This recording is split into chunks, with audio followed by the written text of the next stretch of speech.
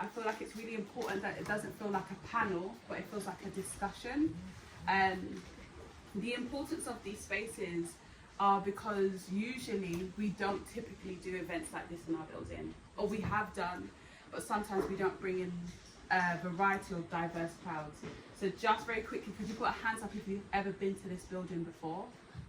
Okay, brilliant. So for us, we really are keen to know how many people access this space, and we want people to come and access the space a lot more.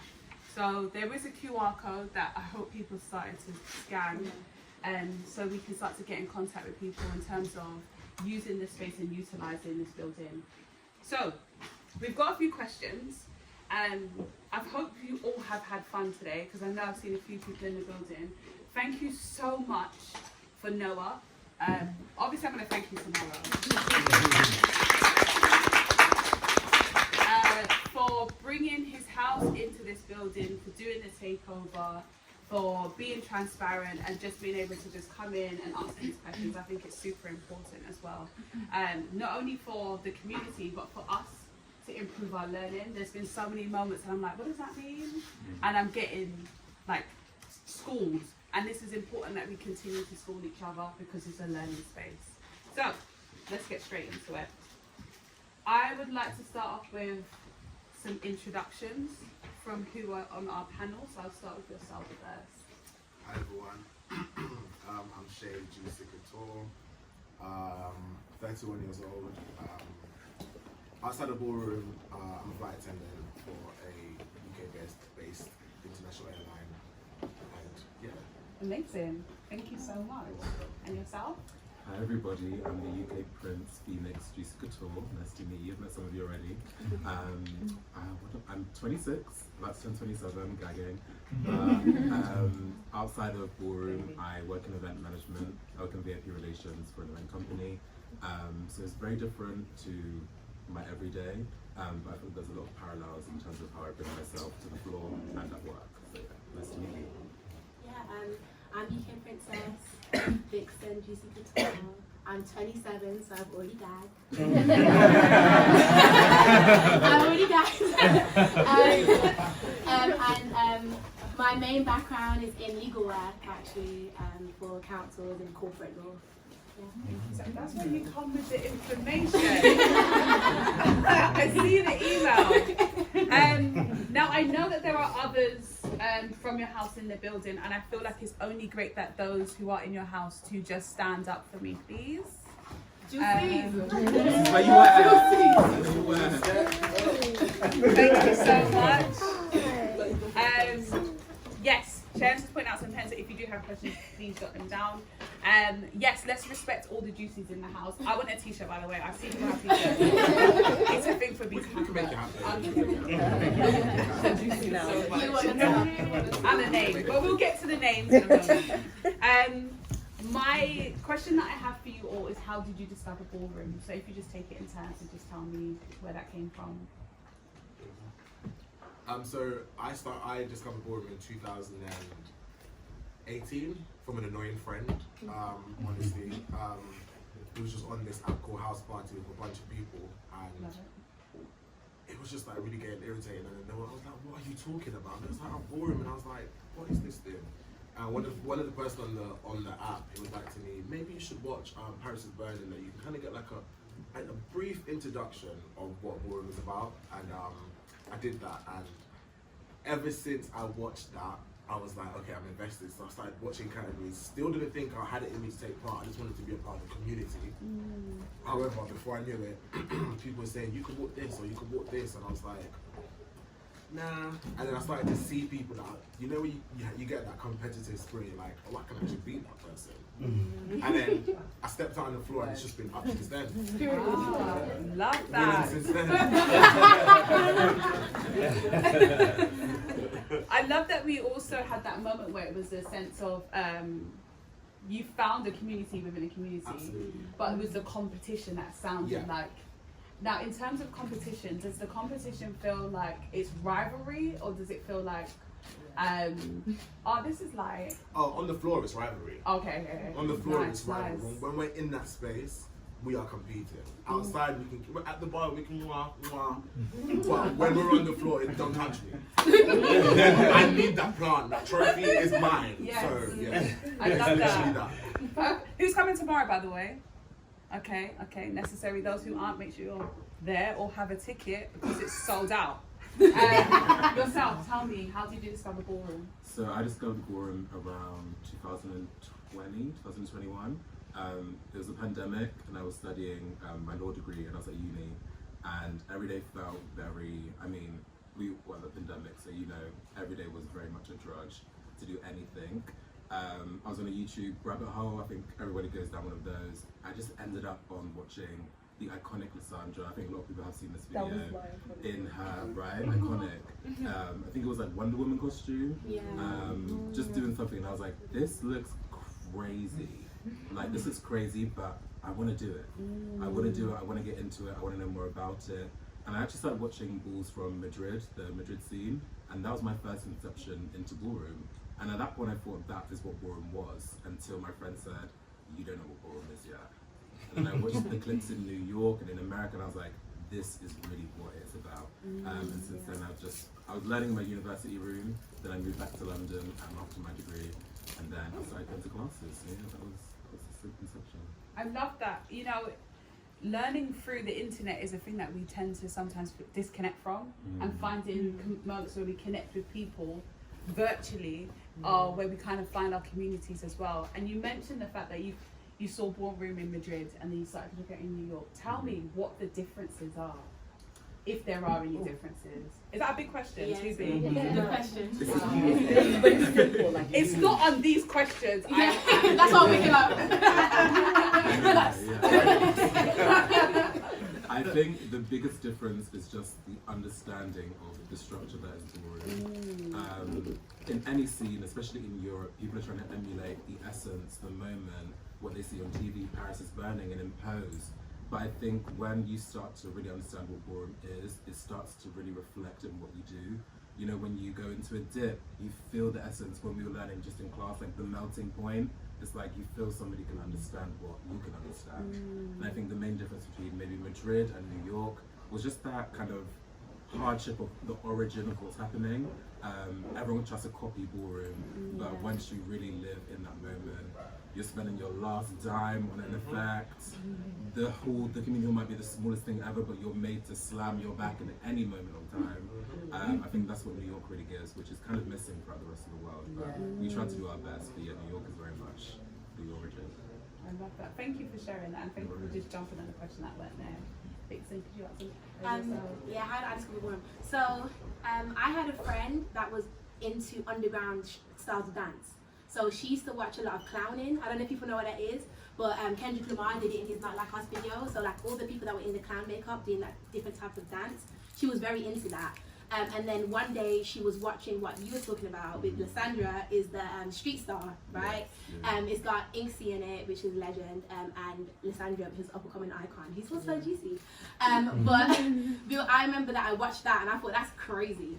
I remember watching it thinking like, that's mental, like I could never do that.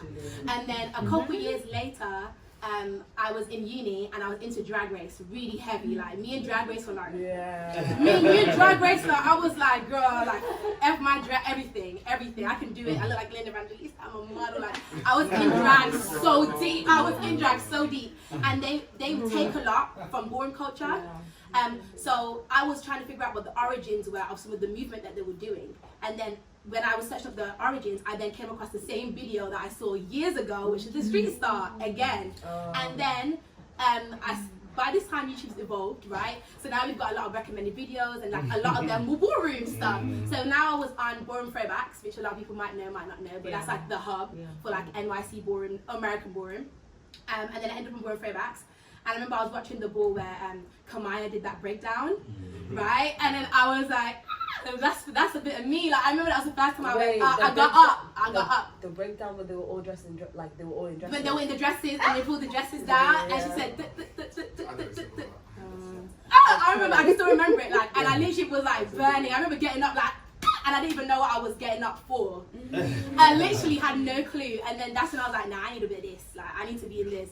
So then I just started following it, and then I started teaching myself, because I like the movement, so I started to teach myself the movement in my bedroom. Like, I like to call us bedroom bogus, but No, we started voguing in our bedroom. So I started voguing in my bedroom, and then I was looking at YouTube clips at the time. Ballroom was still kind of undergroundish at that time. So I remember watching like Kopi Mizrahi. She was like one of the only people that had tutorials on how to vogue on YouTube. That's so true. Right? And then I remember I was watching her and teaching myself how to do it. And I was like, I'm not too sure. And I've got some cousins, they're twins, and they're very mean. And their mean ass told me that I was good. And I was like, okay, so you mean it. Because you're a little bitch. So I was like, okay, they mean it. So I was like, I'm going to find me a ball in the UK. So I found me a ball and just walked it. And then that was how it was. Oh wow. Really? Yeah. That was like, what, 2020, 2021? 2021. Yeah. Wow. I just walked it, yeah. I really appreciate that level of confidence. And for me Just to as go out a and do that one. to go out and do it, and to be able to say to yourself, I'm going to see something and practice it, hone in on my craft, and just put a bedroom voguer. voguer, hone in on my craft and go out there and put myself out there and own what I'm doing in this space. There was a moment when you said we was deeply into Drag Race, and you said there's a lot that they take. Yeah. The word take stuck with me. Why did you use the word take instead of shared? Is there a thing? Was there something there? The reason why I say Everyone take, chime. the reason why I say take is because they have no understanding of the cultural background of ballroom. So a lot of them are doing the movement, and if you ask them where the movement is from, they're gonna tell you it's from Drag Race. So if I ask a Drag Race person, where'd you get that move from? And they tell me it's from Drag Race. Yes. They call it Jeff to rather than a dip. Okay. So like they made it hard for us to correct the narrative. So like they made it hard for ballroom people to correct the narrative, because now we have a bunch of people misnaming elements, right? Their death drop, which the Ganja did. I think she was the first, her and Shangela were like the first ones to start dipping, right? But they're calling it death drops now. And like they're doing it wrong as well, guys. Absolutely. So you're watching them do it wrong, and then girls are like, you know what I mean? So that's why I say take, because if you went and ask them where you got that from, they're gonna tell you they got it from Drag Race or from another drag queen, but really and truly that's not where it's from.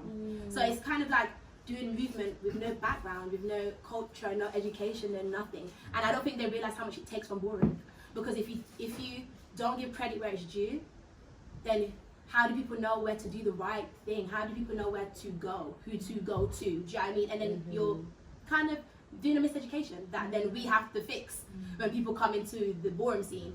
And then you just see a lot of people just misrepresenting our culture because of it. And I was one of them, do you know what I mean? Because I was watching Drag Race and I was like doing the noggin the stuff. Because that's what they do on Drag Race, they noggin down. They're noggin so down, do you know what I mean? And so that's why I say take, because it took a while for them to acknowledge that it's from ballroom. And I think that RuPaul is a big appropriate. There were drag queens who are in the scene, like Fiona and stuff like that, but there are a lot that are just like have a different view of it, who don't like understand or aren't engaging with the culture kind of earnestly. And I don't believe that every person has to fully engage with the culture. Yeah. So if I ask you where it came from, you better be able to tell me. Yeah. That's my thing. You know, if you tell me you saw Leganja did it, I'm gonna feel ill. I think to my stomach. No, but I asked that question because sometimes it's really easy to appropriate things when you don't know where it's from. Thank you. And language like take is definitely something that we need to take hold of more in terms of when we platform the movement that we do. This is something that happens in all forms of dance as well. So I really wanted to hone in and answer that question because Drag Race is huge. Yes, and they took a lot of the language as well. Like they took so much, it's insane. And unless you are a part of the ballroom scene, you would not know. And a lot of people were introduced into ballroom scene through Drag Race. Yeah. But even one of RuPaul's sidekick, Michelle Visage, she used to go to the underground like ballrooms back in the day. So for it to like be like that in the scene and them not to like correct certain things before it gets so huge, it's like it's a bit of a side eye. Not just Michelle, RuPaul as well. RuPaul knows ballroom scene. Yeah. RuPaul went to the Love Ball in the 90s. He knows the ballroom scene. He took it on purpose. That's what I'm trying to say. Like he knows like he did RuPaul. Bitch, you watch it. You watch it back. You watch it back. Sorry. You thought you was a 10. really, you're a zero. Do Yeah. we just zoom in? Do I just zoom in on this? No shit. The high route has actually finished me off. Okay, so we have discussed language is important, and there was a few times when we was talking, I was like, send me like a vocab because I don't know what the language is. And some of the language, when it was coming to actually hosting the event, and Noah's like, there's going to be about 20 categories, and I said, 20 what? And he's telling me that's not the half of it. no, and he's telling me the categories, and I was like, what? So what does this mean? What does that mean? What does that mean? What categories do you all walk? Okay, I walk primarily women's performance, which is like Vogue Femme, but my gender classification is cisgender woman, so women's performance. Sometimes I walk fashion killer, depending, but I've been hurt.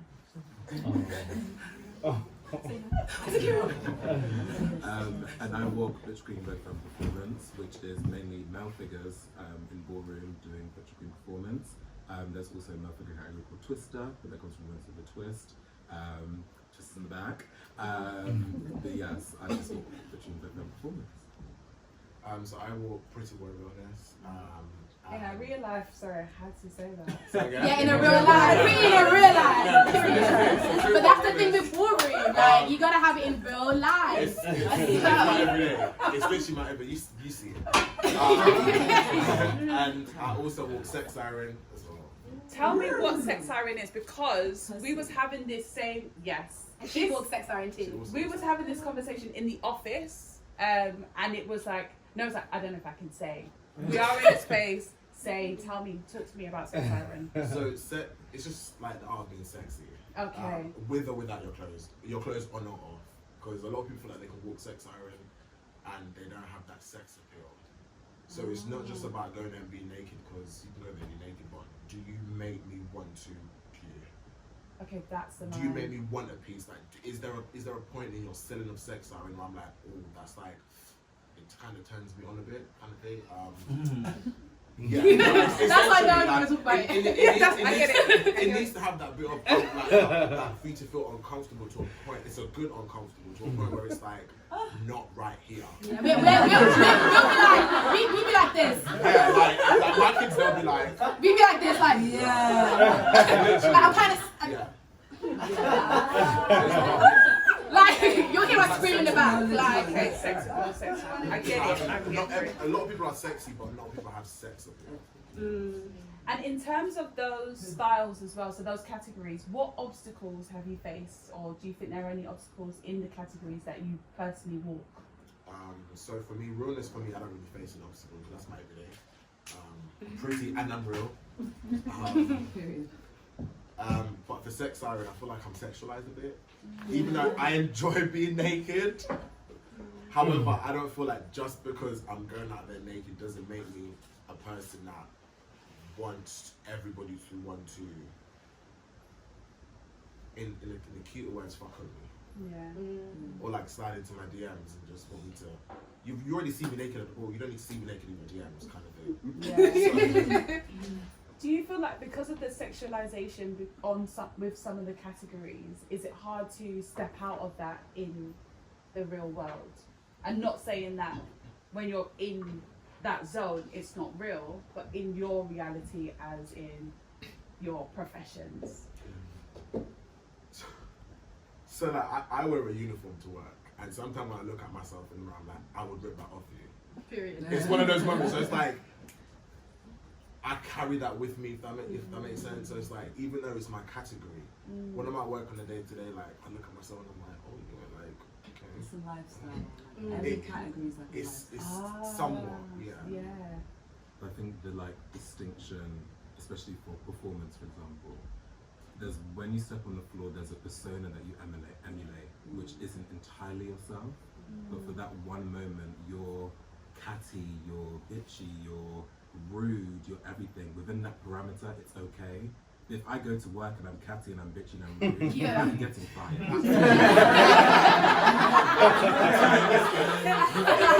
So I feel like making the distinction between ballroom and work, it's it's a big thing. I think with a lot of crafts, like acting, for instance, people you see on the screen, they're not, Heath Ledger, for instance, the Joker.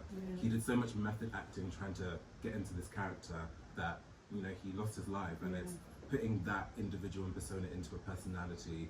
But when you step out of the door, you have to be a completely different person. Some people blur the lines. They blur the lines and they're kind of the same person outside of ballroom as they are in. Yeah. But ballroom gives you the space to kind of be that person. Like, if you're not feeling fab is a very big ballroom term. Yeah. If you're not feeling and looking fab, like we need to understand that you're fab in that moment, then you're kind of overlooked, unfortunately. And I feel like to continue that momentum, people take it outside the door. And it can hinder or help you, but in the most part, you just understand that is, oh, that's a ballroom girl. You know it's a ballroom girl when you see them. Thank you so much for that one, yes. So I feel like the obstacles that I face as a cisgendered woman in the scene is people not taking us as seriously. I feel like sometimes our category is judged to the same level as virgin category, like a baby category or beginner's category. I think they don't have as many expectations that we're going to do as well. So when someone does do a little better, they get too much energy. I think they get too much life. Life is another ballroom term. Term that we use. Like, how would they describe life? Like, your clout, praise, yeah. So I feel like when someone's doing something kind of small, and it looks good enough, they get like extra life. Do you know what I mean? But it's like if it was another category like Butch Queen Vogue Femme, they wouldn't get that extra life for that little extra movement they did. But in women's, I feel like the bar is set lower. I don't think they have a high expectation of us to do well. And then at the same time, I also feel like they don't want us to have too much of an opinion either. So it's kind of like, know your place, shut up, walk your path. On what? Like on board. Oh wow. In general, like I feel like if you really think about it, when we're having conversations about boredom, how many cisgendered women are involved in those conversations? Do you know what I mean? Unless it's like Women's Month. Do you know what I mean? When it's Women's Month, they all call out woodworks, and then now we have something to say. But outside of that, it's like we can't say too much because it's gonna give. This is not really your space. This is not your scene. Like you're a foreigner here. Like you should be lucky you have a category type shit. Do you know what I mean? Which I can understand to an extent, but sometimes it does feel like we just gotta suck it up and just walk our cat. Yeah. You know what I mean? Just walk our category. So I think that's kind of. Yeah, I was gonna ask, like, isn't that from a place of like, because ballroom comes from. A lot of it is to do with like the survival and also the thriving of black trans femmes and like black trans women. So it's a place where they felt really like they could actually be themselves. But a lot of them couldn't pass, a lot of them didn't have access to hormones and stuff. So I think that when you said that about the cis women thing, I feel it's a bit tricky because cis women occupy a lot of spaces anyway, in general, that black trans femmes and black trans women didn't have access to. So like ballroom being that one place where it's like, they can kind of really be, it's like I think because when I've been in ballroom I kind of get that energy of like how cis women get more life if they do something for the small things, yes, and I'm like but it's because they have that low expectation that we're not really gonna hit it like that, so then when we do a little bit they're like, oh, that's cute, like, and then on top of that there's I understand your point. That's why I said I can have an understanding as to why it's given less of your opinion involved, right? But at the same time, ballroom always had cisgender women in there. that's what I was literally about to say. Always, from the beginning. From the beginning, yeah. From the very start. Exactly. Because I think people need to remember, like, women are also LGBT. Just because I'm cisgender doesn't mean that I'm not part of the LGBT community per se, right? And then back in the ballroom in the early days, right, there was a lot of mask presenting women that they called butchers. There was always women categories. There was actually categories for people that weren't LGBT back in the day. Spectator categories, best dress categories for people that weren't actually LGBT.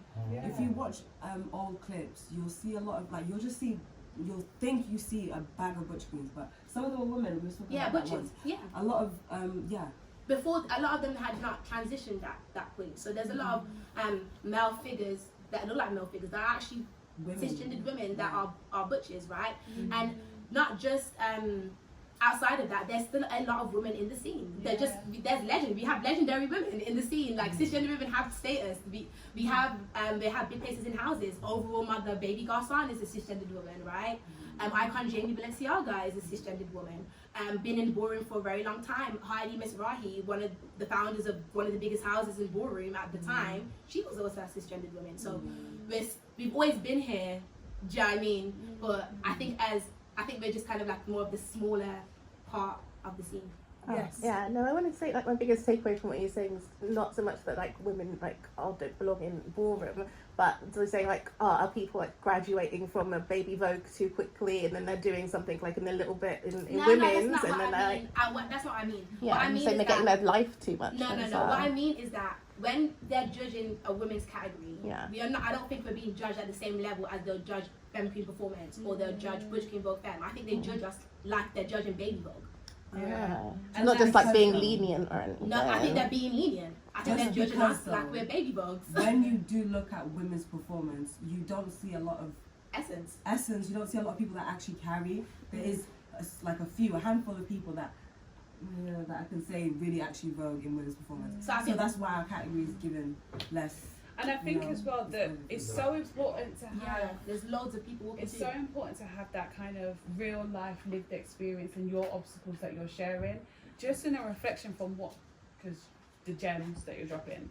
It would be really great in terms of like afterwards, like if there was a sharing point to see like if there's YouTube videos, like articles that we could share out to everyone that's in this space, because I think it's really important for everyone to take that time out to share not only videos that they've seen but like the historical context of what they know as well, because it just improves everyone's learning at some points. And the next question was, how did you get all your ballroom names? Do you want to go first? So mine is just the end of my name, to be fair. Growing up, I had a nickname called Ricochet. I hated the Ricky part of it because people just said, oh, it means this and it means that, and I'm like, just call me Shay.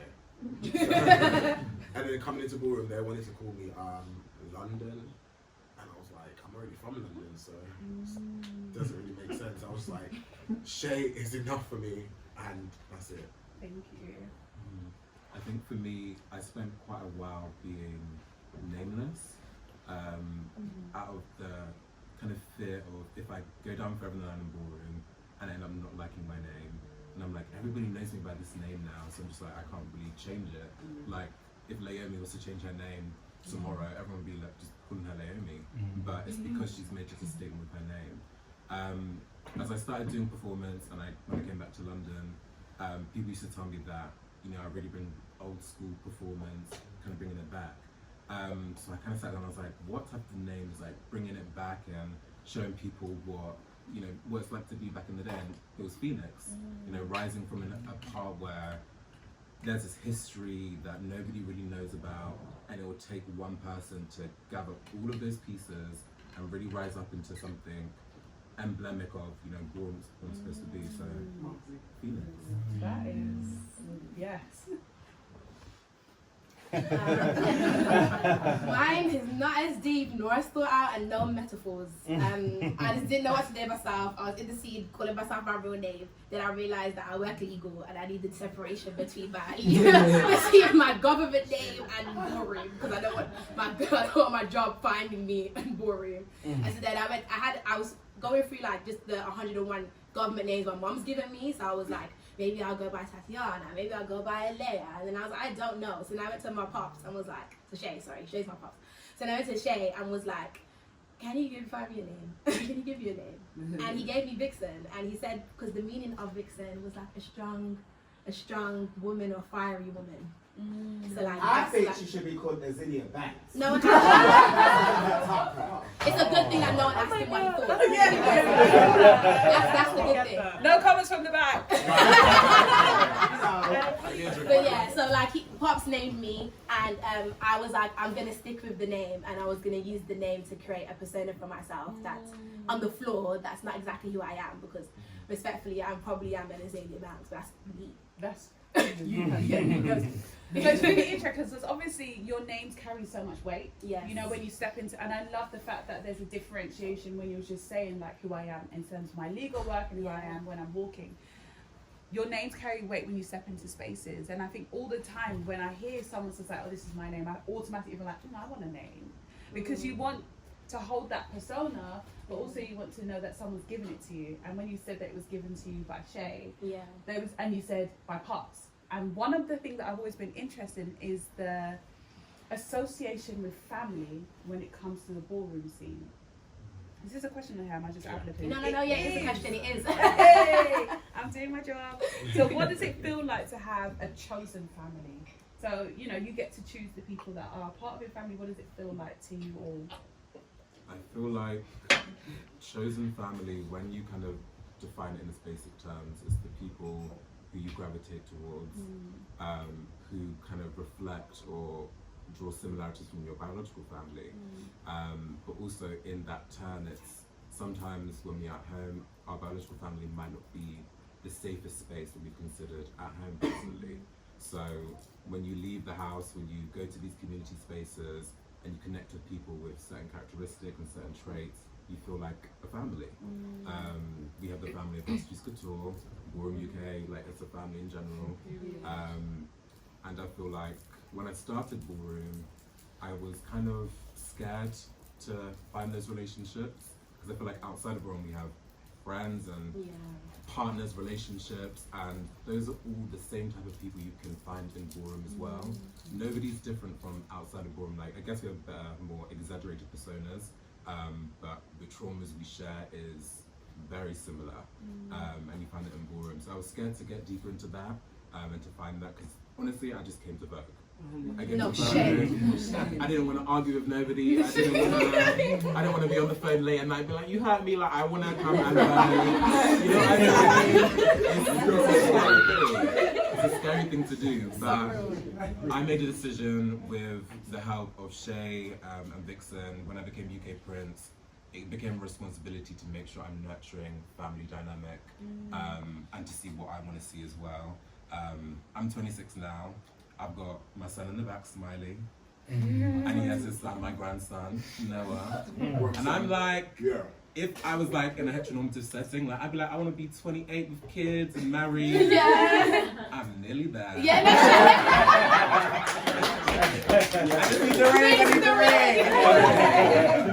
that's my.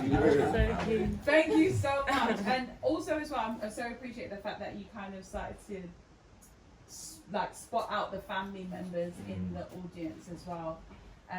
Just like tell me, because the word father to me means a lot, especially when others are calling you it. Like, what responsibility does that hold for you?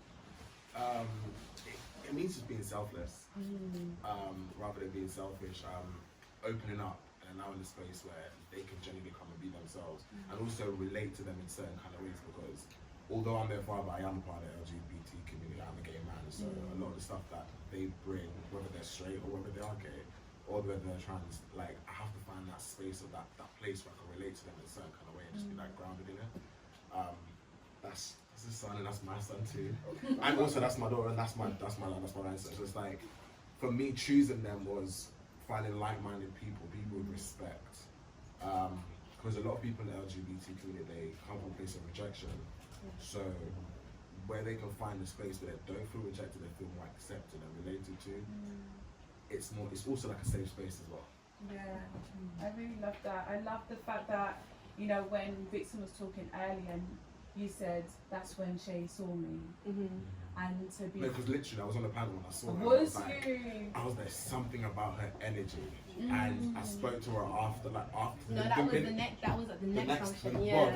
Well, the function that I saw her and I was on the panel, I was like, when I spoke to her, I was like, there's something about her that I've never met before. I've never met a person like this in Ballroom. Alright, can't get I'm humble, guys. I'm humble. No. But it was like, even like after building our relationship, like afterwards, like we went from being complete strangers to like now we're on the phone. We're on the phone for like 6 hours in a day, and I literally mean sometimes I'm on 3, and I don't know about anyone else on 3. After 2 hours, they cut you off. Yeah, cutting out. I'll look at the time and I'll be like, okay, 59, I'm gonna hang up and call you back. 3 ain't about to gag me. So we'll be on the phone for a long time. So it's like we have to like build those relationships, and just just being real as well, like just being real, open and honest. What I wanted to say, right in really quickly, is like a lot of, I think that ballroom attracts certain types of personalities. Do you know what I mean? And I also feel like because it is a space for people that feel like sometimes they can't shine outside, right? Because sometimes the world won't let us shine outside, and then ballroom is that place that lets people shine. I feel like a lot of people come in and we're all kind of searching for similar things, because a lot of us have similar backgrounds. Like, you know, when you feel like you don't have a place in society, like, okay, yeah, I'm a cisgender woman and privileges come with that, right? 100%. But I'm also a black girl, right? And then at the same time, I'm also a black girl with a broken home. Yeah. Do you know what I mean? So when a lot of us have similar aspects with that, right? And then so when we come into ballroom, we're looking for people that relate to us and people that understand us and people that have that similar background. So for us that have broken families, this is the family we created. Do you know what I mean? The family where like we understand each other's toxic traits, we understand each other's trauma, we're traumatic with each other. It's like I don't want us to act like we're like a perfect family. Like we toxic boots, we argue, like we are like we are that toxic. We are that family like that goes through things. Do you know what I mean? Like where we're mad at each other and we're okay with each other and we fall out and we come back. But it's the family that like we created. And we do come with a lot of respect as well. Can I add to that? Anything that we don't get from our family, we got it from here. That's what I'm saying. Like this is the family that's like he's saying, it's the family we created. Do you know what I mean? Like it's the family we created. Like what we didn't have. We Honestly, like, listen to your father. I mean, I was just the only duty for about 2-3 years, and I was like, I don't just want to put anyone here. Like, I don't just want to put anyone in. Like, when I saw them individually, I just remember I was like dropping little gems, like, do your research, do your GC. Like, I would literally say that to them, and they'll come back to me after like doing their research. But what stood out for a lot of them is the fact that, similar to what Vixen said, like, I could almost kind of like see behind the ballroom persona. I see that they needed somebody that's genuine, that's not just gonna pick them up and drop them at any moment. Because that's what happens a lot in ballroom. You join a house or join a family and you're there for a few months, a year or so, and if you're not carrying in ballroom or you're not putting down on the floor in ballroom, it's kind of like time to leave. Whereas like for us over here, it's like we think about the family aspect first. Like we love and we care about ballroom, but as long as we're good as a unit, then ballroom is second. Yeah. We need to make sure everything in our personal lives and our ballroom family is like there. It's creating the family like that some of us felt like we didn't have. Yeah. Do you know what I mean? And that's inspirational for everywhere you go as well, because I think more and more, especially when you're dealing with communities that cross so many intersectional. Yeah. So to know that they have a space that there is their own is so important, but also to reflect that in other spaces, not just in ballroom, is super important. So when you go into spaces and be yourself, is like knowing that there is more than just going home and being around your mum and dad or your auntie and uncle and thinking that's the only space that you have. You can access other spaces. So I really appreciate, and I've had that burning question since forever. Into art. Even our family, like my family, like I'm used to it now. Like my like biological family, like yeah, I'm gonna mention her mum and everything. Like they all like they all got used to us like calling each other siblings, because like we really lived that. Like really, and if you've been around us, for all of you like that's been around us today, you've noticed already. Like we're gonna call each other sister, pops, like we really lived that. And then everyone's saying it, and I thought, okay, it's not performative. Like it is. We're not actually liked in ballroom for that specific reason. Yes. Because we are so honestly like because we're literally people think let me not say they do think, they may think we're unapproachable, we're like standoffish, but it's because our unit is so tight already that if you come into our unit, you feel that tightness, but in a sense, you don't really need anyone else. The door is closed. But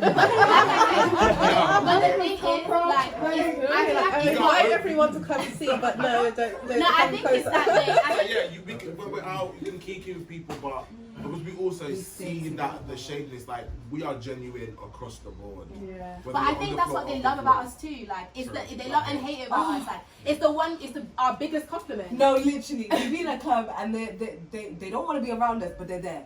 I'm like, oh, And yeah. they love, like, y'all, like, And they it's just, like, they oh, genuinely, you guys are like, together. we're always We are. When referred the to GCs as a out, group. Like, we're all in a collective. we're always referred to as the GCs. And, Like, and the thing is, we're not just always at a ball. Yeah. we're talking They're about always club. at my house. Yeah. Always having cookouts at my house. Family time. We're always, there's a restaurant in Brixton.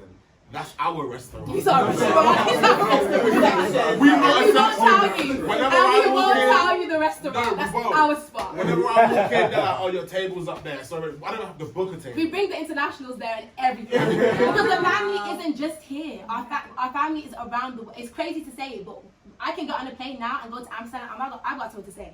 Yeah. I've got an uncle that loves me there. Max. I've got an uncle that loves me. He's like, Missy, I miss you. I'm like, I miss you too. I have a lady from Australia as well. She's part of GC as well, Benji. And like, she's also like my family as well. Like I call her my auntie. Like she checks up on me when she's in the UK. She comes, she hangs with us. We bring her to the restaurant that we will not name. You know what I mean? You know? That's how they know when we're coming. It's like the you know, this is like a psychological theory of like in-group and out-group, Yes. right? There are groups of people that share very similar characteristics, and for people on the outside, you want to be in there, but you need to have something similar for us to kind of bond with you, which I think is the family aspect. A couple of years ago, there was an event called Vogue Rights, which happened on like Tuesdays, in Shoreditch, and Mondays as well. This is my sister Christiane over here. Tell us, Christiane. Christiane and another GC of us called Fenna. We used to meet up sometimes before Vogue Rights. I was the only GC at that point. But before we'd be like, hey, you going to the function? And we'd just be chilling and waiting to go in. And it's that moment of, we all share the same feeling of wanting to be early, wanting to feel really comfortable before going in and having conversations. And 2-3 years later, Christian and Fenna became GCs.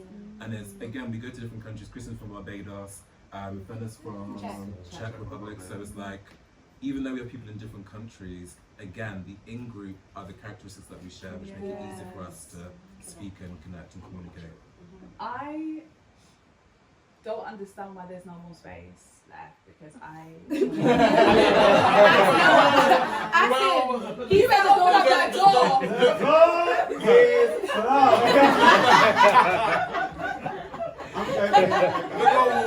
for people that want to be part of the But like even someone we have that's like really new, like Marcella, right? Like we have other people in like my sis is Portuguese, right? Our other leader is Brazilian. And she's Brazilian and she's like new, so like him and her like really get along as well. That's something that they can connect over as well, like the fact that they're Brazilian and like things like that. Like I think like what Kieran was saying, is having them similar interests that. and I think it's I love that because most groups and spaces are built on similar interests, and the fact that it's not built on that person's talented or that person killed it, so I'm going to make sure that they're a part of our house, because then that just feels like tick boxing, and the connection isn't built on actual human connection, but just on clout connection, or what do you call it? Not clout, it's Line. I'm learning. But there is an element of having to have something though. Like GC isn't a house for the I'm guys seeing that don't it's have. not for the Wait though. In the beginning, for us, it gave that, but like now that we're all at a place where we want people that come in. Like you guys speak. Essentially, we just don't want category for it. We don't want you just to walk the category and not be like carrying in the category. We want you to have I'm a creator word. We want you to have some kind of carriation. We want you to have some form of that, some form of that. However, like if we see potential, we can help you get to that potential. There's people in our house where they came walking one category, now they're walking 3. People in the house come and walk in 2 categories, now they're walking 3, 4.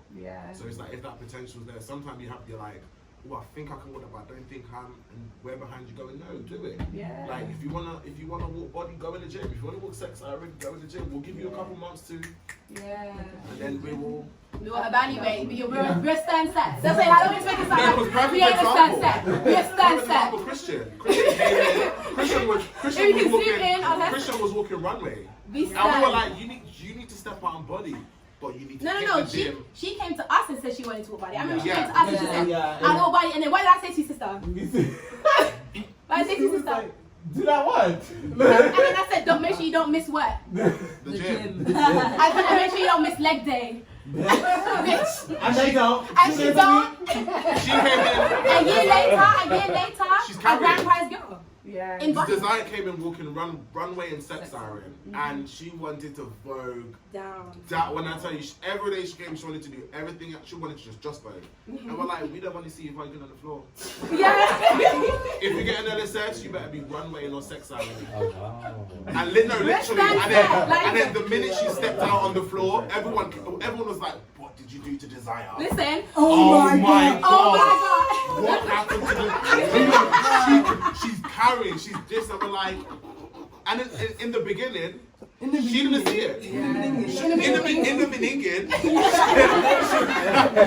beginning, she'll be on my phone going past. And I'm like, I don't want to hear it. I don't want to hear it. You came here for this. This is what you're gonna do. And then, but now she's like, I get it. I get it. I actually got it. No shame. Because I didn't want to embarrass myself. Yeah.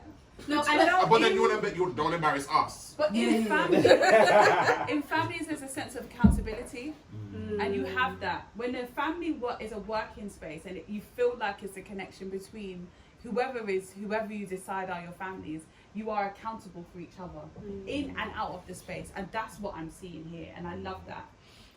One thing I think for us as East London Dance, it's new to have this type of thing in our building. And I would love to know, how many spaces do you think that ballroom isn't in and should be in? So like, I'm asking questions that's not on the sheet. Literally. Cycling. Yeah, I'm sorry. That's fine. Because you know, like, it's like, ballroom. In terms of spaces, where do you rehearse? Is it easy to rehearse? Are you asked to perform in places? Because we see whacking. Down. Yeah. Oh, what was I saying? He was Thank you. Well, literally yesterday night. literally we were talking about how we used to get in to whack in because the. We know we can do that Out too. of genuine interest, you want to get I feel like. Because I feel like it is where it should be. Oh hell no. Hell no. Literally hell no. I think that there's a little bit of like a disconnect, right? We were having these conversations literally really recently. Open it up. Tell us. Where ballroom as a culture is still underground, but voguing is not, right? So there's this disconnect now where voguing is commercial, or it's becoming commercial, but ballroom as a culture isn't. So like, I can say to a random person, I can go to work and I'll speak to 20 people and ask them if they know about ballroom. Most of them are not going to know about ballroom. And for maybe 5 might know, they'll automatically say Pose or Drag Race or Vogue. Legendary. But not even a lot of people. I still haven't come across a lot of people that have watched Legendary though. Right?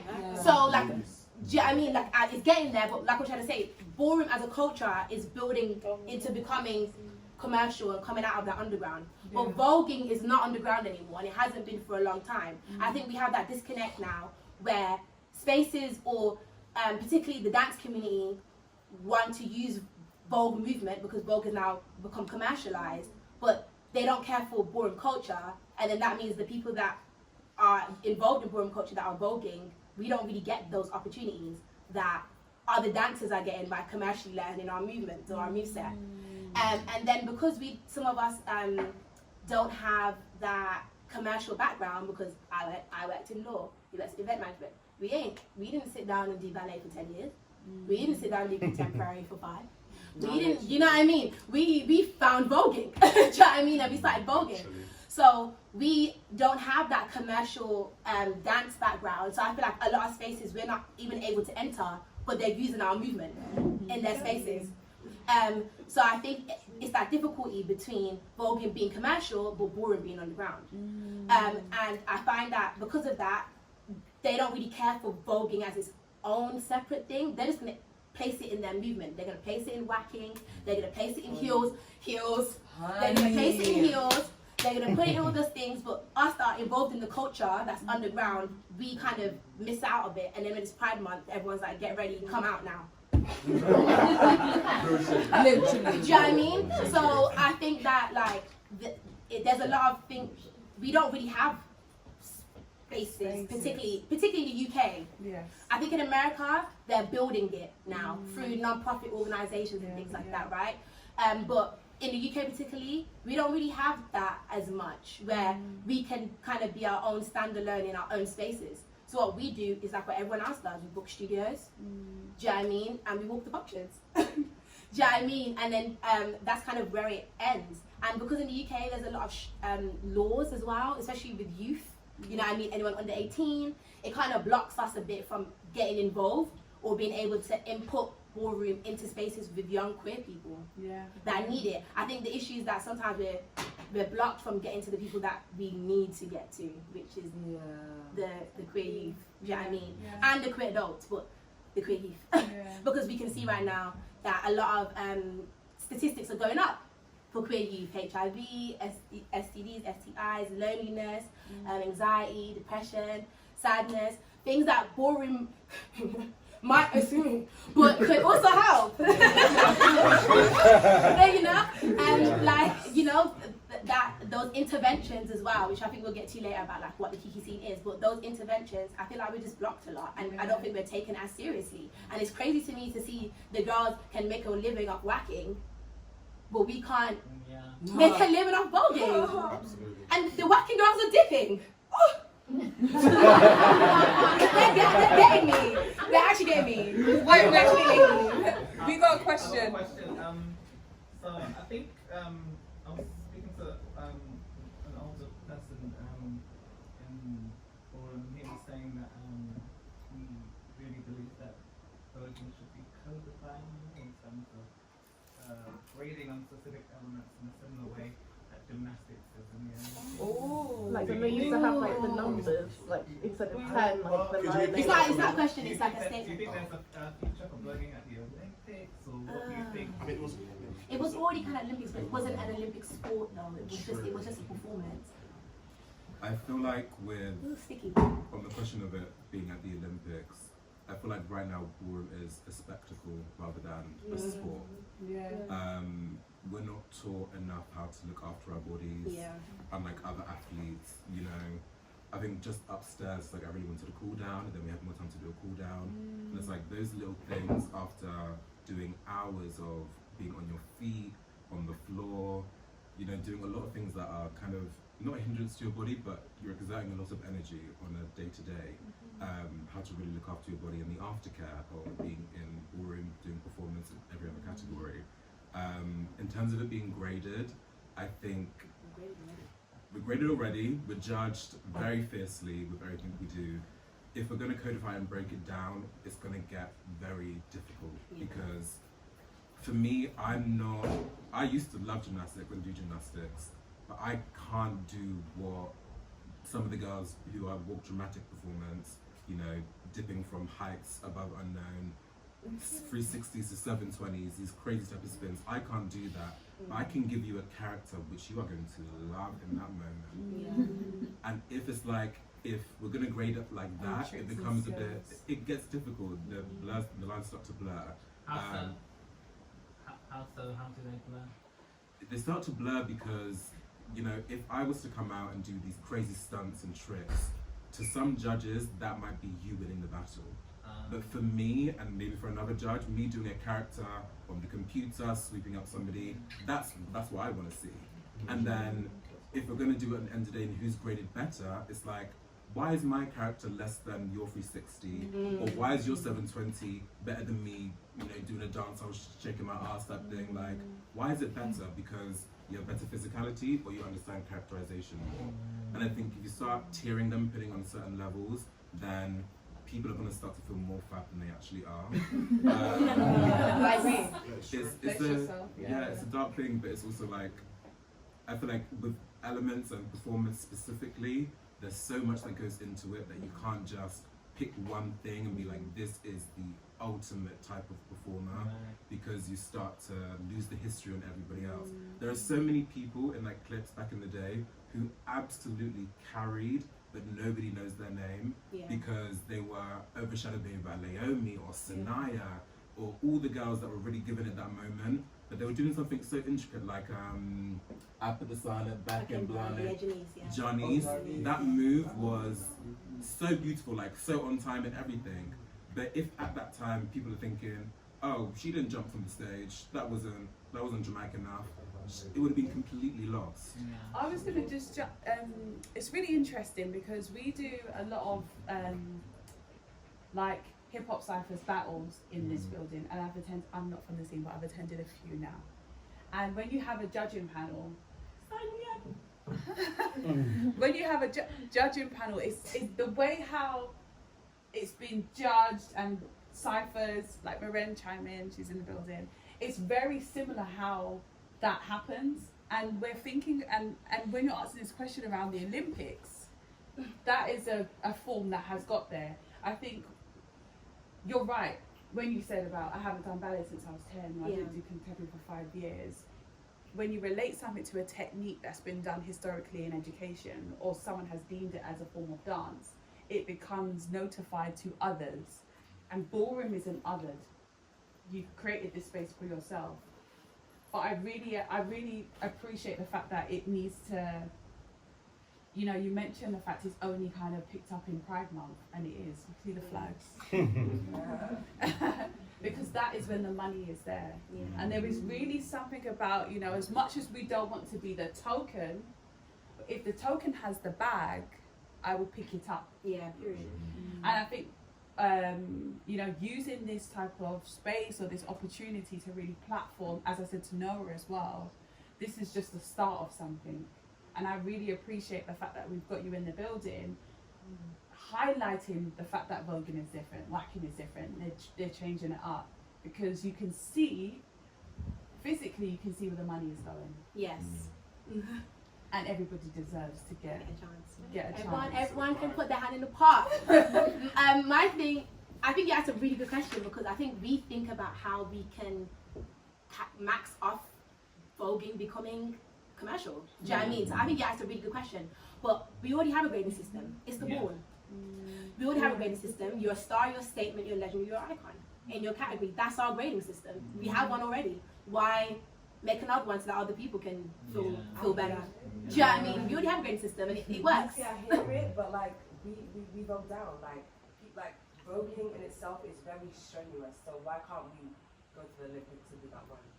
You know? I get it, but for instance, sister, how many of us in our house will make it to the Olympics voguing? I'm not just saying us, but I'm saying me. No, I'm just saying in general. I'm saying in general.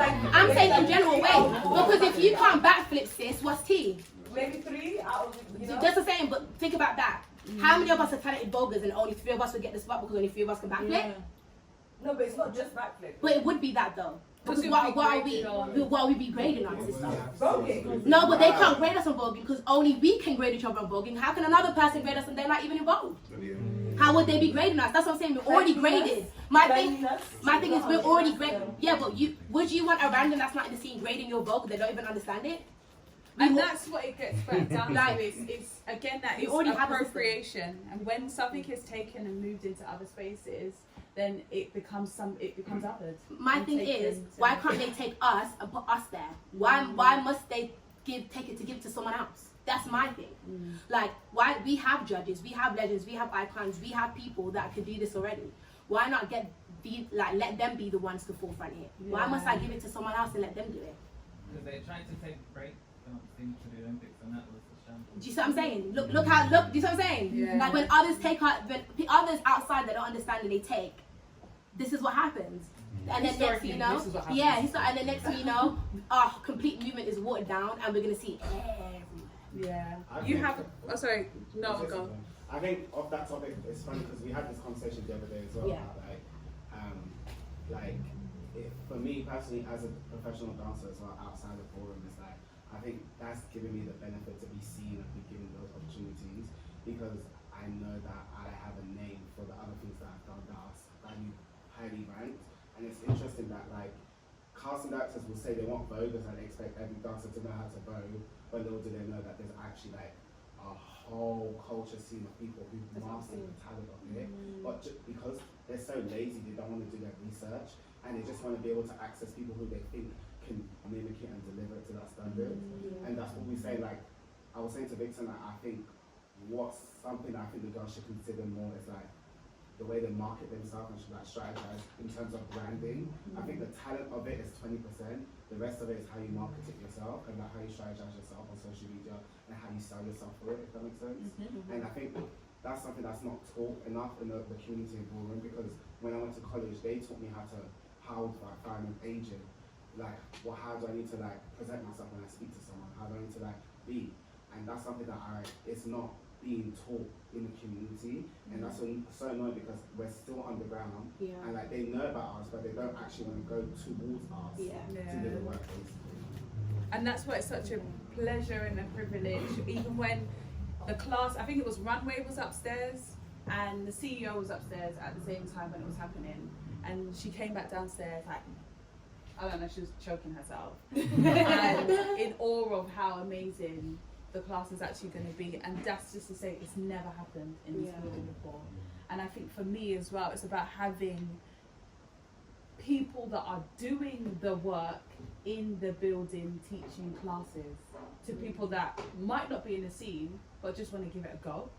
And my thing is, if voguing's become commercial, we can't uncommercialize it now. No, it's a bit So I'd rather them learn from the source than learn from watered down Kool-Aid and shit like that. Not watered down Kool-Aid. Turning up to a It's class gonna is a squash. genuine interest, so I think at least there's like a little bit of something. Yeah, this is definitely a learning. Yes. Yeah, I was gonna say like because it's really annoying like how voguing has become so, it's becoming like mainstream or whatever, and then like the ballroom scene like it's really, I'm so glad it's underground, because ballroom that's like literally a lot of people's safety net. So I am actually glad that ballroom isn't like so like become so popularized. But I was wondering like what do you think is like a really like effective solution to gatekeep voguing to stay associated with ballroom, rather than it being voguing always being like culture appropriated or associated with Beyonce or something? We can't gatekeep. It's already happened. It's too late to gatekeep. It's too late. Is it too late? And I think we said this. No, we said this to everyone. You have to think about it. Like, our scene is based on a hierarchy, based on how much work and effort and talent and stuff you put in, right? That's why we have icons, legends, statements, and stars. Now, if the icons and the legends are willing to not make it be gate kept, then what could we do? No, yeah, that's true though. Tell me, sorry, what you everyone said this icon version. What's the order of things? Like, where are we at? Because Okay, so I'm a newbie to the game. so the top is in there's different scenes, but okay. The top should I say for Kiki? Just yeah, Kiki? let's Let's just do for Kiki. Yes. Okay, for Kiki, right? You have at the top would be blueprints, right? And then I think that would also kind of be on the same level as a Hall of Famer. But I'm gonna put a Hall of Famer below. So you have blueprints, and then underneath a Hall of Famer. Underneath Hall of Famer, icon. Underneath icon, legend. Underneath the legend, the statement. Underneath the statement, the star. Right? And they're all based on how much time you've been in, how much work you've put in, your contributions to the scene itself, contributions to community, and your overall talent on the floor, how much times you win, how much times you get an of the year. So we have awards. So I put it like, think about dance awards. Okay. We have dance awards. And how many people get nominated for, best person in their category, best person all year round, most So outstanding people are person. actually tallying this up. Oh yeah, that's what we're standing. Yeah. Because we're tallying down. Because we're gonna get our stuff. Wait, there's an award show. I'm not in the UK, An but award show, an award ball. an awards ball, yeah, not in the UK yet. So we're hoping we can build that in the future. Right now we're tallying because we walk internationally. Do you know what I mean? So like, for instance, Phoenix was nominated for 3 of the years in the States, right? For their awards ball. So that also comes into when they're calculating who gets given what, right? Particularly, I think the 2 things that are important to say is that a blueprint, no one now can be a blueprint, by the way. Blueprints are people that were at the very start. Very start, from the beginning. right? So there's no more.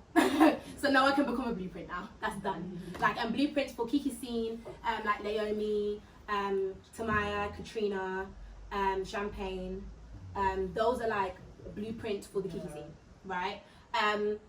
They're like the stars. They were the first generation, we'll say, that were doing gear and kind of made their name. So like they're the blueprints.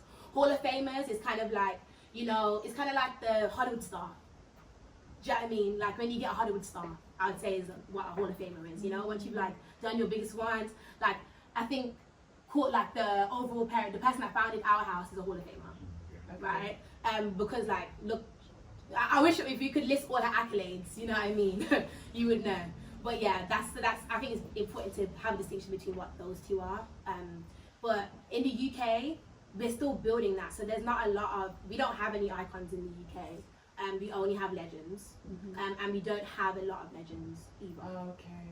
Someone back here has a question, yes. I was wondering what the size of the ballroom scene is in the UK. I mean, could you approximate how many houses there are? Kiki Scene, yeah? Kiki Scene. Kiki Scene. Juicy. No parts. No parts.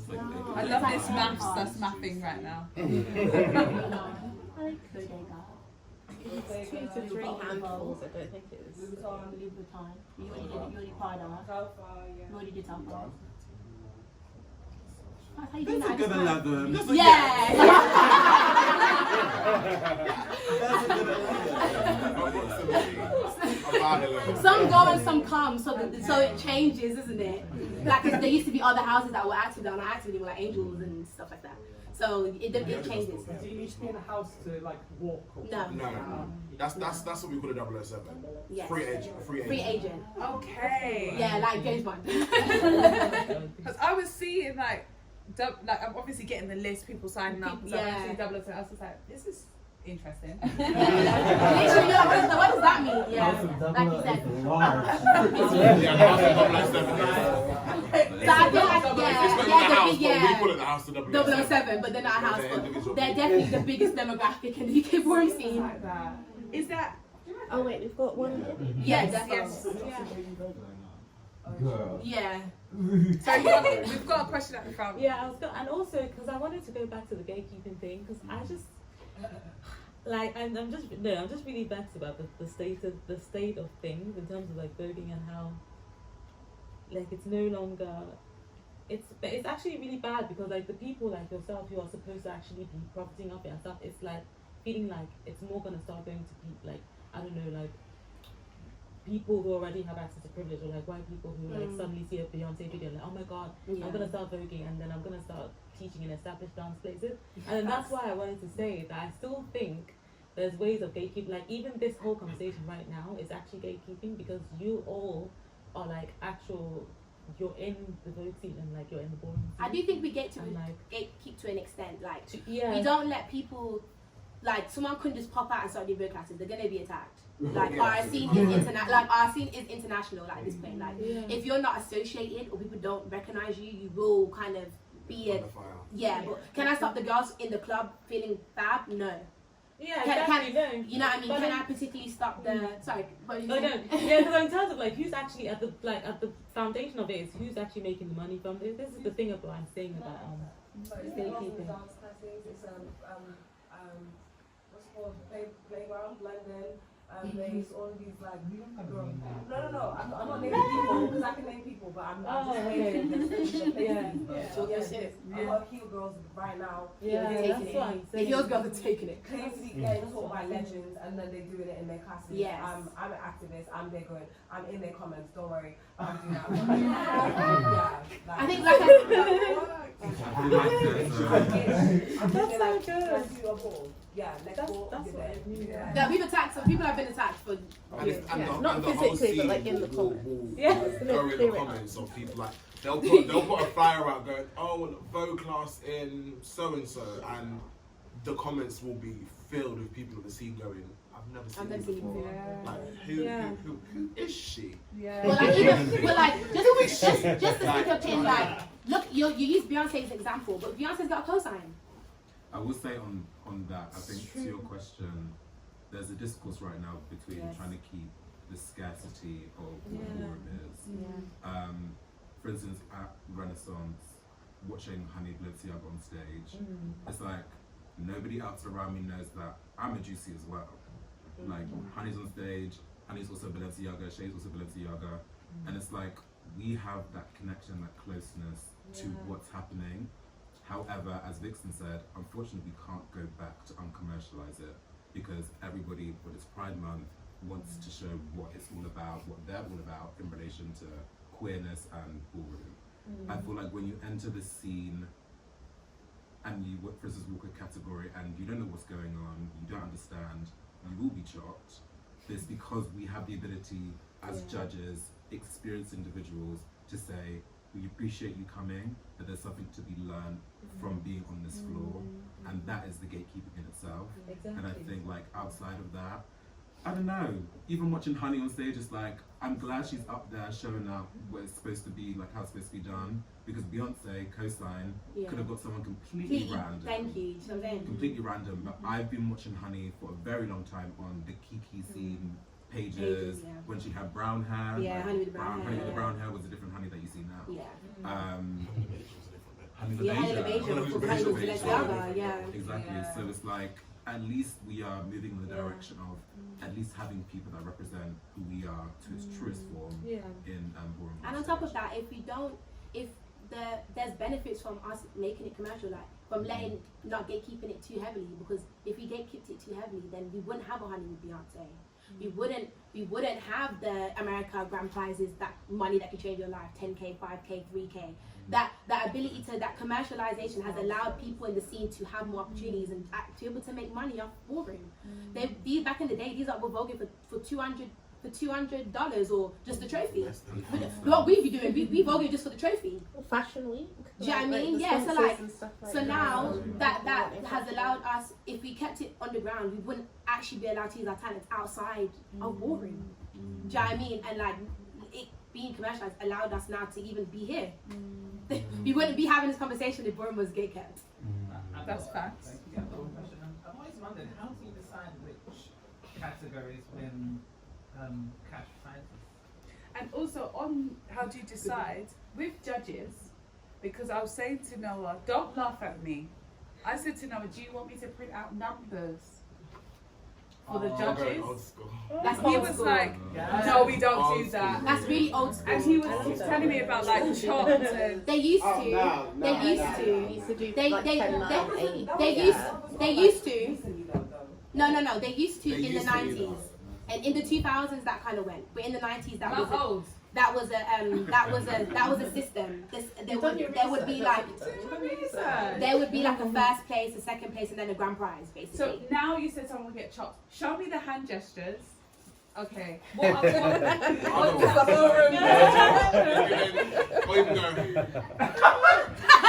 even if you're really shady. From the back. For anyone. Okay, so that is not feeling it. What else have we got? Tens. Okay. So like somebody give you a strong 10s if you can. Just you think that come meh. That's a hesitant. Oh, so that's also a 10 as well. Yes. But hesitant. It's not the full 10. Yeah, It's it's not the given full 10. It's given 5. But If it's we do like a full pouting person who's like not even good, like They takes like- too they just- long they'll to just give be a 10. But it's like sometimes it's interpretation, because this could mean a chop. So I've seen some judges go like, this is you've done something so great, I don't want to see you no more. Shake your Yes, hand. the middle finger confused me for like the Middle first 3 finger. months. Yeah. I was like, Or the dashing stuff. Sometimes you get stuff dashing, napkin, So dashing. like The you can go out there and food. really carry, and someone would be like, Girl. get off! You look too flipping good right now. if you don't do good with jump scares, who knows? Okay, I think it's really like for me again. These spaces are great for when the community comes to spaces and everyone knows what's happening. But I always want people to come to and learn from. So when you invite people that have never been to a ball before and you're sharing what it means to be in the ball, you know, it's important that other people come to the space that know exactly what's happening and when it's happening. So I needed to kind of get, because I'll be sitting there like, You're standing up doing this. Oh, it's going higher. Yeah. That makes so much sense. We're like, Yeah, exactly. I'm going higher. I get it. yeah, it's giving like they're great. Like, Yeah, there's no levels. It's Yes. one shot. Okay, thank you. We're bringing it down to baby and then we'll go right up. Kiki scene gets mentioned a lot. Tell me what that is. The Kiki scene is a different form of ballroom. The Kiki scene was created in like the 2000s in New York City as a measure, or I call it like a scheme, right? Like a scheme to get to reach out to queer youth, particularly those that are homeless, and like don't have anywhere to go, and also particularly to then kind of push through HIV preventions, and also like drug preventions, because in the 90s we had the HIV epidemic, and because of that a lot of the people in the community passed away, a lot of people died, and because of that the leaders in the scene thought it was important that they get access to the youth early, because what was happening in the scene was that there's a lot of young people coming to the scene because they were homeless, right, displaced, right, and they were coming into the scene, but they were going right into the scene with all the adults. Right, so like that's what we call the main scene. Like the main scene is like the original scene, the beginning, the OG scene, but that scene is full of adults particularly. So I think that a lot of young people were getting involved. So what they did was icons and legends from the scene got involved with, and other people got involved with charities like HMI. So HMI is a really big one. Got involved with HMI, and with the people at HMI, they created like a Kiki scene, which is like a scene for the youth basically. So it's mostly like we call it like a training ground as well. So like a training ground for people that want to be in the main scene, right? And it's like lower stakes, less hassle, like i.e. you don't have to spend £1,000 on an effect or something like that. It's more like, if you look at Kiki scene, it looks a little bit more crafty, and then a lot of it is also based in like HIV prevention and sexual health. So you'll see like a lot of Kiki scene boards will have like safe sex messaging as a category, or you'll see that they'll do HIV prevention or HIV testings like to get into the ball for free. So it's kind of like mixing youth services with ballroom, right? So then that basically helped foster new generations of people into the ballroom scene. Now for the UK, that's very different. Right, our scene isn't based off youth prevention. It was actually based off the fact that we never had a ballroom scene. So for a lot of European countries or countries outside of the US, the first scene that we created was the Kiki scene here. So for us, the Kiki scene is more of our starter scene. Do you know what I mean? To help us learn ballroom properly, help us understand ballroom properly, and things like that. So we had other people from the States come basically help us build our scene. So we built the Kiki scene first. So that's why a lot of us in the Kiki scene are older. In the scene, yeah, in the American scene, it's no shade. Like, in the American scene, there's age restrictions on Kiki scene, right? There's age restrictions because it's supposed to be a youth surface, right? But our scene, for us, it was how we learned to do ballroom. Right, so for us, the Kiki scene started with older people. So that's why you'll find in our Kiki scene that people are older than people in the American Kiki scene. Like you'll go to American Kiki scene, people will be like 20 and they'll be like icon. You'll be like, how? You know what I mean? It's like it's generally because they started off in the youth part from 13. Do you know what I mean? Like walking the walls and things like that. So, but for us, it's very different. Like it was our start scene. It was our beginning scene. It was like how we busted this ballroom scene in the UK. You're perfectly going red. No, I think, do you know what? To be able to have a span of ages in one space is so important. I think it's amazing that it was built off kind of those partnerships in prevention as well. I think something that it's so important. And when we're looking at marginalized communities and we're thinking about how impact of HIV and drug use was massively affected those people at that time is huge. You even mentioned earlier in reflection to how that number is increasing now is still massive. So like what we're trying to do now is try and now I think that we're more in a stable place with our Kiki scene. We're trying now to connect ourselves with new services and things like that, because like I said, the statistics are going up. Do you know what I mean? So there's a need for us to bring that part back into the Kiki scene, especially because we have our main scene here now. Yeah. So I think we're trying to bring that back in and trying to bring younger people also into scenes like queer youth. But like I said, UK has a lot of boundaries when it comes to under 18s. Yes. Do you know what I mean? And a lot of charities don't seem to be as interested. Yeah. Even though there's like there's already a blueprint for it, like, and which I don't get. HMI have already blueprinted it. Do you get it? Like, it works. It's shown. You know what I mean? But it's still kind of hard for us to, I guess, market it in the UK to charities, because, like I said, are they going to DBS the whole hall? Do you know what I mean? You see what I'm saying? Like, are we all going to get DBS checked to watch for a Kiki Ball? Do you know what I mean? So there's quite a few obstacles with that, but we're trying to connect ourselves back to And youth I'll be services. honest with you, it's so interesting because I remember we did a range and event. When was that one? South Bank, ages ago. Yeah, a year ago. And we had to think about in that space where you have adults in the space and you have young people in the space as well. Yeah.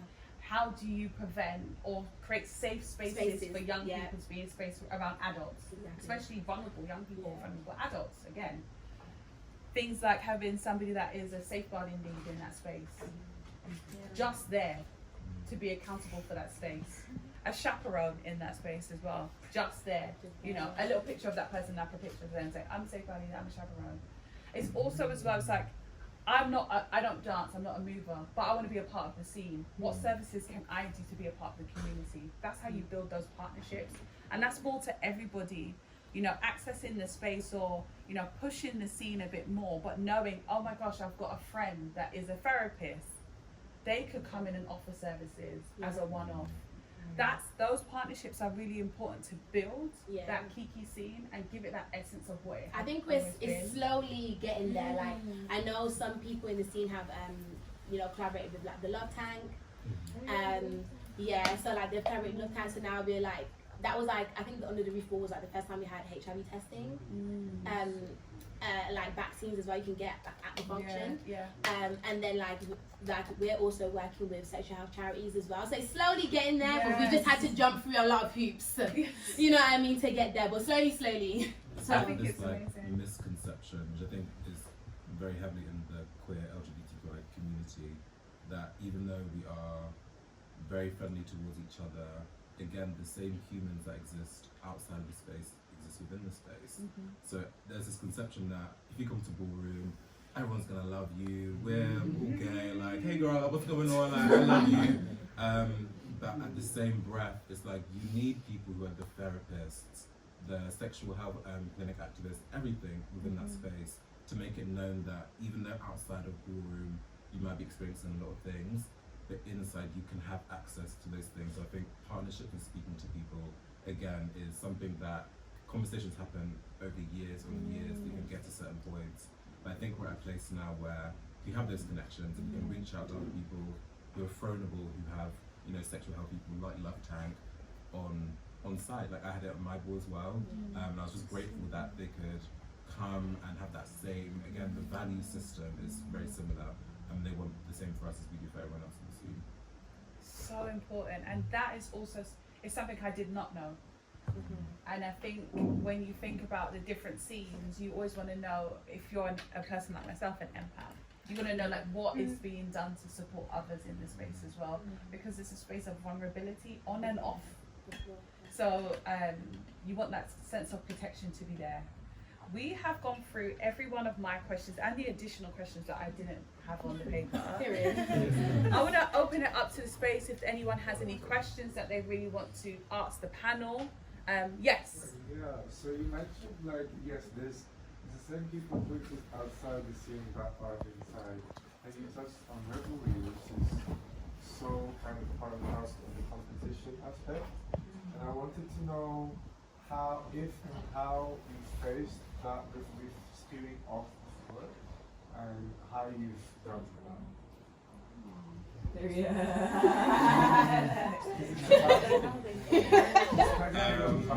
competition. So Yeah. That's a good question. Yeah, I feel like it's. I think I speak from the point of the House of Juice Couture. I'm very like proud. Noah's the only person in this room right now from Juice that hasn't walked in Paris. But No, he has. Oh, Not This yet. Noah. oh, sorry. You got 2 numbers, guys. But everybody in Juice that has won a grand prize in Paris in this room right now. Period. Wow. Yeah. Thank you. And so it's that moment of there are things you learn within ballroom, such as ambition and drive, dedication to your craft and everything, that needs to be continued wherever you go.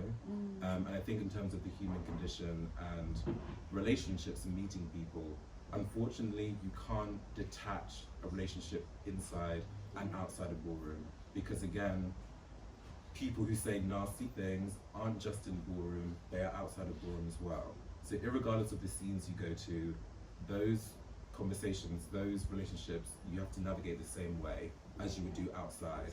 When you're at work and somebody's being a bit hard to deal with, in ballroom, sometimes people might give you a slap. Yes. Yes. Go gag. Sorry, the dog gag took me.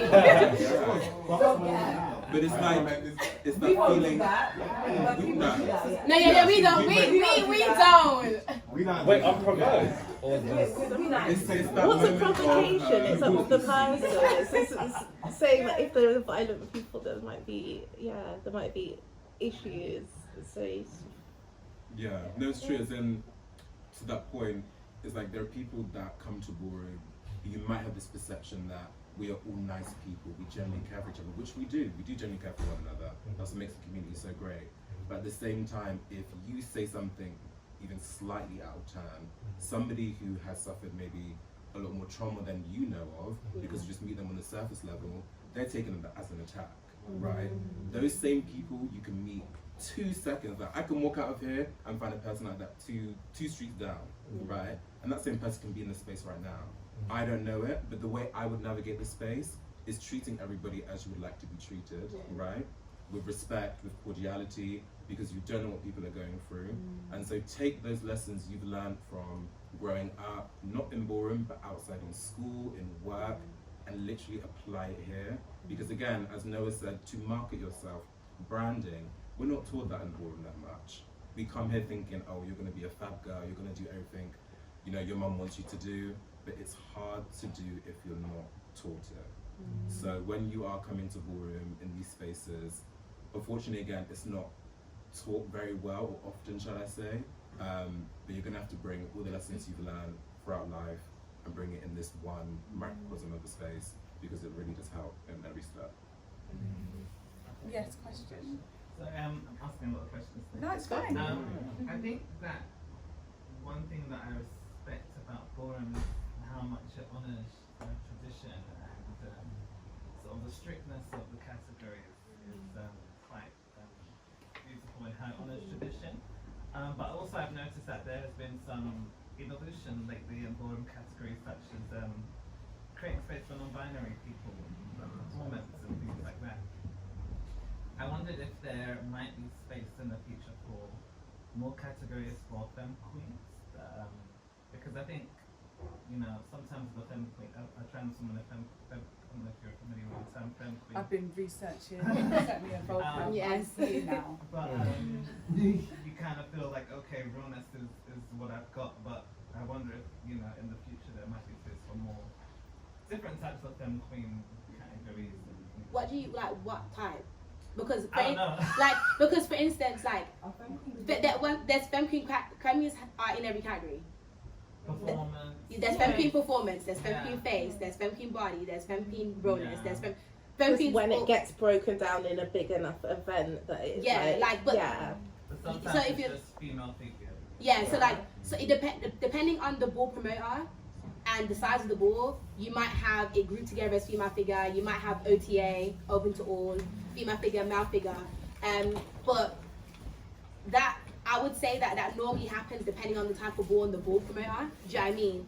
I don't think it doesn't mean that there's not feminine categories. It's just that they're lumping all of the gender classifications in one. Yeah. Do you know what I mean? So but that's why I asked you what categories. Do you know what I mean? I don't know. I think what you're trying to say is like, should we have more breakdowns basically, and we shouldn't just be doing female figure performance. We should have the femme queen performance, the women's performance, the drag performance, instead of having female figure realness.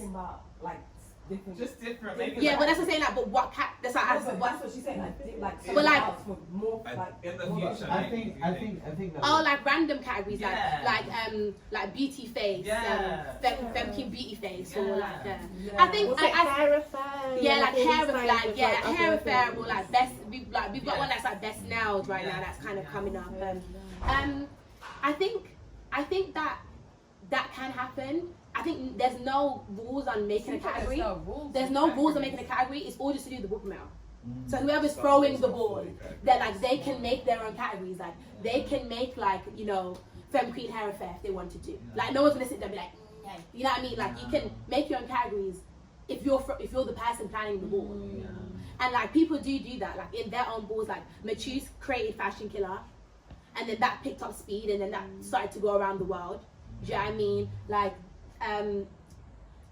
I think Amber created Lion Babe Sex Siren for like the girls that are like androgynous. They're like the androgynous girls. So, like like the Lion Babe. I guess how far can you go without losing? Oh no, you can keep going. The essence of boredom is creating categories. So how can you lose that if I'm just making another? Yeah, I want to keep that going. Do you know what I mean? Because there's even the other day in Paris they had catwalk only catwalk. Yeah. Do you know what I mean? What's that?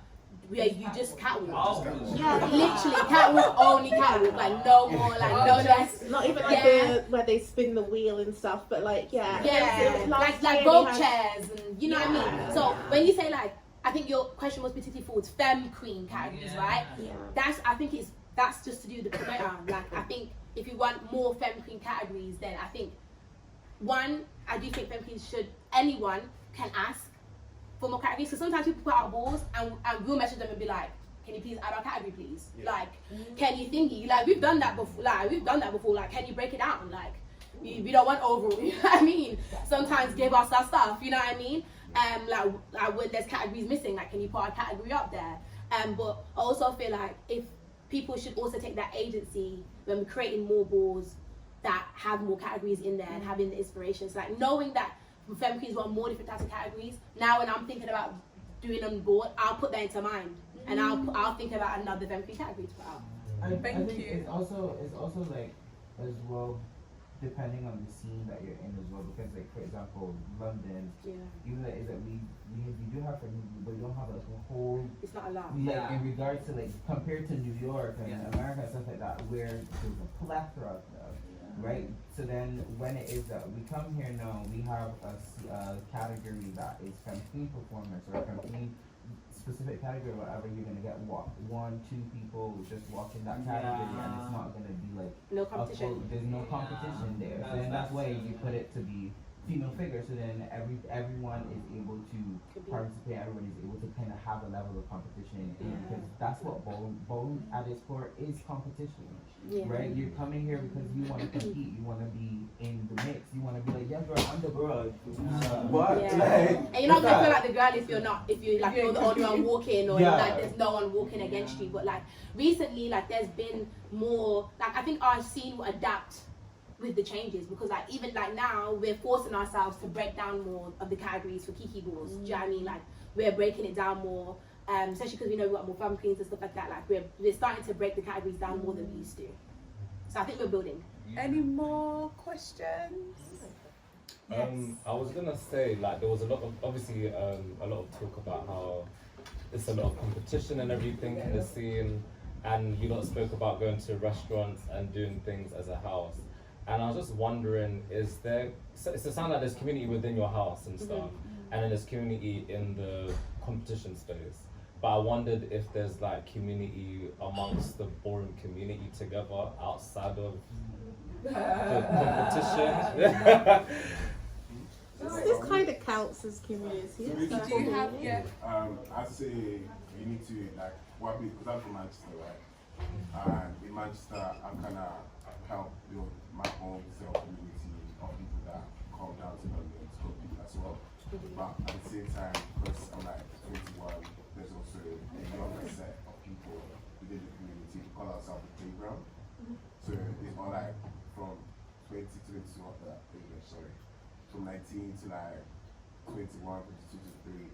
Then start at ages, let's say, we have our own little group chat in there where we like, oh my god, you go to sport, I do this, stuff like that. And we also have, I think we have a Kiki Coven as well. So we do have like little subcategories of communities within the wider community, if that makes sense. But at the same time, it's also about we find in there they like, you're my girlfriend type tease, and then they could like link you to some other person, and it's just kind of like a big networking thing. Like, I'm close to every single user here. Like, we have our own little private calls individually, or I'll stay at Shay's for like a week. I'll stay at Foreign, that's another duty for another week, you know what I'm saying? So it's like enough, okay, talk to review, and then it's all mixing us. It depends on the actual person. Like, if you want to stay to yourself, you can stay to yourself, nobody's gonna bother you type things. But again, you're gonna have those friendly people that are gonna come to you like, oh my god, hey, like I've seen you walk, like, you know what I'm saying? I think sorry, I want to add to that actually, in terms of like community, because when I joined into the ballroom scene, I allowed my past issues to like get in the way of like allowing myself to really connect to people at a deeper level. Like even when I joined Juicy, I wouldn't say that I actually was truly connected to them until like a year and a half later. Like, because obviously I come from like other dance groups, which when I'm from where I used to dance, I used to used to just say like being friends with them, but not like to the deep extent to the way I am with the Juicies, if that makes sense. To the point where now it's like I can talk about them like about anything. You know what I mean? So I think it's also like just really about sometimes letting go of like how your past has been done, the friendships you've been around that's like betrayed you, and really like still having that openness to the people that want to connect with you. If that makes sense. I want to jump in like before you say sister, because I think you're going to hit on what I'm going to hit on. Let's see. Your question was more pertaining towards the outside of community, outside of our house, right? Like the general like warm community, right? Yeah. Now, if we're gonna keep it, let's keep it real. let's keep it real. Let's keep it 100%. We're not all we don't all get along. Our community at one point was quite fractured. Do you know what I mean? Like division, you know, between like which groups of people get along with which groups of people. Do you know what I mean? This group of people don't get along with this group of people, there's friction there. This group of people get along with this group of people, there's friction there, right? So I feel like we had a lot of that, but I'm going to say it's generations. Because in our ballroom scene, there's waves of people that come in and then come out. Yeah, so like there's... No, it is your drama. It is your drama.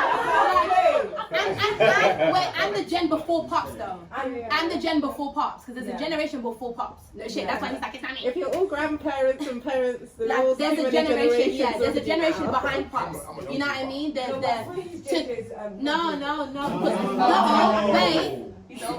No, sister, he started ballroom in 2018. So what about JJ and the generation before that, babe? That was before 2018. That was like 2011, I think. Yeah. So there's a generation before him. So there's I consider that there's no issue because we love them. So like I love JJ, he knows it. That's his like you know what I mean? There's different generations. So there's their generation, like the generation before Pops. I said there's 3 generations in the UK. The generation before Pops' generation, and then like I consider to be our generation. Yeah. Right? So every generation has their own tea. That the old generation have their own tea, Pops' generation have their own stuff, and we have our own, and our generation has our own stuff. Do you know what I mean? Ballroom is just a small version of outside world. Imagine a school. It's a secondary school. Do you get it? We're not all gonna get along, but when it comes to sports day, we're all there. You see what I'm saying? And if anyone outside tries to attack us, we're gonna have the back of the people in our scene. We're not gonna let outsiders attack us, but we're gonna attack each other. Do you know what I mean? That's just keeping it real. So we do still have that sense of community, but like I said, sometimes it's fractured, sometimes we come together, sometimes we break apart, sometimes we come together, we break apart, and I just think that's just the nature of ballroom. Because and people. That's the thing, it's impossible. That's why I call it secondary school. To me, Ballroom is literally a secondary school, you know? Like, on that as well, when you were mentioning the generational thing, Yeah. when people start to realize as Ballroom is like the outside world as well, and like human with real lives, doing something to make a community more of a community, is the onus is on us to break that generational curse, right? It's on us like right now to do it. At one point, it was Shay, myself, and Vixen on a FaceTime call, and we were the only GCs. Yeah. At one point, we said, we're gonna have to do this like right now to build a community of people, a house, a safe space, and that had to happen like in a small demographic. Unfortunately, we couldn't do it for everybody because that is a hard task for anybody to bear. You know, we talk about JJ and other people who have founded the scene at the beginning. When they've done that, it's like they can't oversee every house kind of dynamic and what's going on. There's this hope that everybody is acting accordingly. It might not always be the case, but within that, houses are like the structural sector of how Ballroom navigates, right? As Vixen said, we all come to the function, hats on, jerseys on, this is sports, this is us, and then we all compete. Unfortunately, the love and everything might not be too strong between everybody, but when it's within a house and when you have that structure, that community value within the own people, that is sometimes enough to make Ballroom move. And I wish we could be all kumbaya and we love each other, but like in the same sense, that's going to take a lot actually of competition factor away from what's happening. Yeah, that's true. Because if I'm battling somebody's like, oh, you're my friend, like I love you, deep down it's like, I want that trophy. Yeah. And it's gonna help me better if I know you're a bit rude to me, like if you know a bit. Yeah, it's true. I remember what you said to me, so right now I'm gonna win the battle, give the grand prize. Yeah. Right? But it's Slap in your face. and I'm gonna slap in your face. Yeah. So it feels a bit. Do you know when you battle somebody you love and you know, like if it's in We're the like, main oh, scene. like we're like, oh, I remember, we were like, Yeah, like we battled in the main scene, so it's not all Yeah. the juicies when we're like double O's or Bugler, etc. And it's like, oh, like I wish we could both win, but we can't because it's a competition, and the love is still there. So yeah, there needs to be more improvement with the overall scene. That kind of energy. Yeah. That kind of energy. But the thing is though, like, we do have connections with other people from other houses. Like, I don't want to make it sound like we're like we only fuck with our houses and then we just pull up to the ball and like it's just us and like we still do have those connections with other houses and other people in the scene because it's like the playground.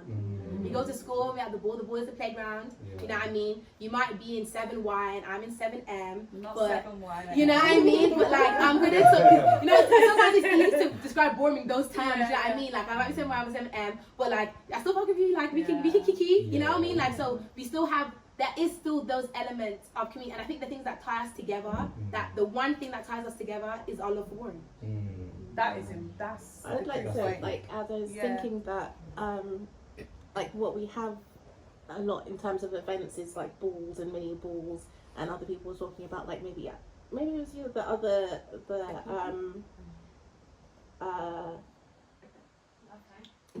like when they did the other talk. Saying like more like Vogue nights and things. Yeah, so, we like used the to have community more, and then like stuff. we kind of like lost the spaces. Yeah. But we used to have more like Vogue nights, like lounge, like chill. Yeah. Like, We don't have a lot of like meet and greet kind of and that's how a lot of times. There's us no like met. a lot of like a lot of us met through like the more chill, less because when it's competition, it's just competition, and it's hard to. Not everyone feels comfortable in those types of in those environments. I think I have to wrap it because you know I can make up questions all day. But what I would really love to happen as well is just for a point for people to connect as well. Like if you attended a session today and you really loved one of the workshops that you did, not only fill out the questionnaire, but actually talk to the people that led the session. If you are a person that has questions yourself, like how do I join a house? What community can I get support from? You mentioned some names about some supportive services. I know somebody that could. Please connect with the people that are in the room because they have all of these skill sets as well.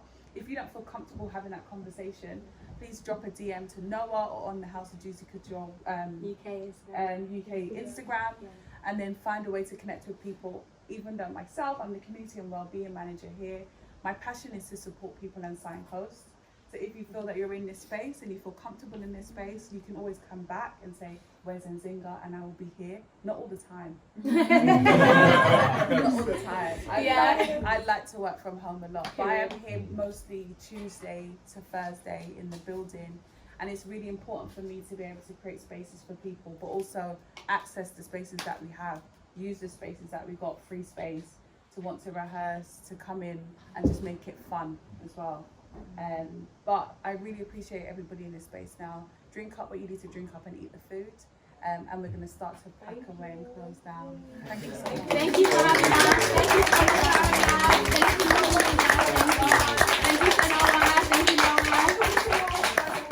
Guys, we are approachable, like the juices are. Yeah.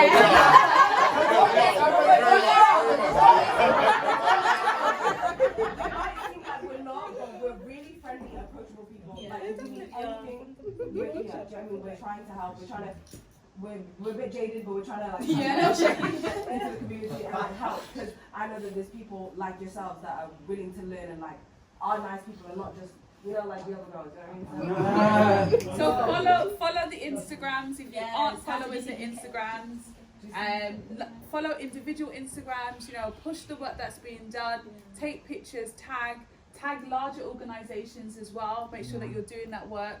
Go into your own spaces and say, oh, I attended this event and it was like this. Yeah, the more you speak about it, the more access people get. Thank you. Thank you.